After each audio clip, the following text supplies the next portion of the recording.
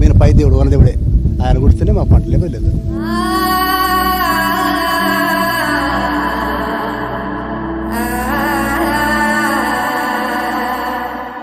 ఎండిపోయాలి కూడా అవి పసలు కానీ ఎద్దులు కానీ మాకే నీళ్ళు లేకుండా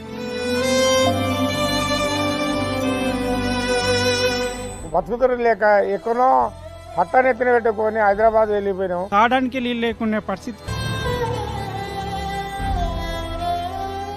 నల్ల రేగడి నోరు తెరిసే ఎర్ర నేలలు ఎండిపాయే, సౌడు భూమి చెవుడు పట్టే, తెల్ల నేల ఇసుకదేలే, జలాలన్నీ ఇంకిపాయరో నా తెలంగాణ. అటువంటి పరిస్థితుల్లో మేము బతికినము. కన్నవాళ్లను విడచి కానని రాజ్యాన పోయిన రోజులు, పాలమూరు వలస జీవుల గోస పగోనికి కూడా రావద్దు. ఇల్లిడిసి, పిల్లనిడిసి, తల్లిదండ్రులనిడిసి, ఆఖరికి తనువునిడిసిన జీవితాలెన్నో.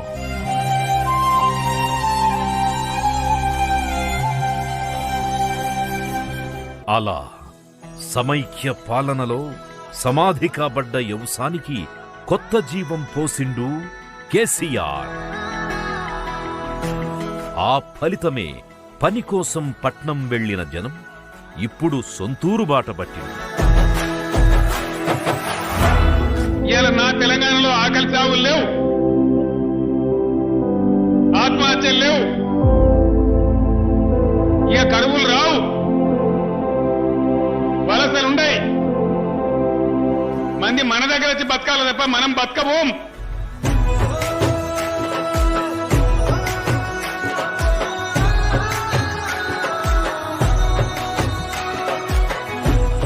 కేసీఆర్ నీళ్ళు తెచ్చినాక ఇంత బువ్వ దొరికింది, పిల్లలకు దొరికింది, తల్లకు దొరికింది, తింటుండవు.